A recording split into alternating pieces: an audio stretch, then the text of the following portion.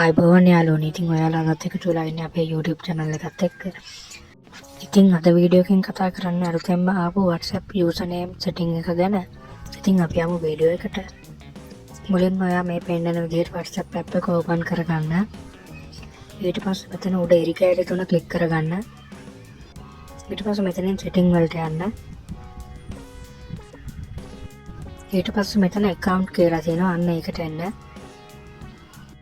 දැන් මෙතන username කියලා අලුත් feature එකක් add වෙලා තියෙනවා. අන්න මේක බලා ගන්න. මතක තියාගන්න ඕනේ ඔයාලගේ මේ විදිහට username කියන එක පෙන්නන්නේ අලුත්ම WhatsApp update එක කරලා තිබ්බොත් විතරයි. දැන් Play Store එකට ගිහින් WhatsApp app එක update කරගෙන ඉන්න මුලින්ම. දැන් අපි මෙතන username කියන එකට යමු. ඊට පස්සේ මෙතන create username කියන එක ක්ලික් කරගන්න. ඊට පස්සේ මෙතනින් ඔයාගේ නම හරි ඔයා කැමති username එකක් මෙතනින් type කරගෙන මේ විදිහට හදා ගන්න. ඉතින් මෙතන මේ විදිහට රතු පාටින් වැටෙන්න ඔයාගේ නම වෙන කවුරු හරි ඉන්නවා කියන එක මේ විදිහට කොළ පාට වැටෙන විදිහට ඔයා නම අකුරු ඉලක්කම් වෙනස් කරලා හදා ගන්න. ඊට පස්සේ මෙතන save කියන එක ක්ලික් කරගන්න. ඊට පස්සේ මෙතන done දෙන්න.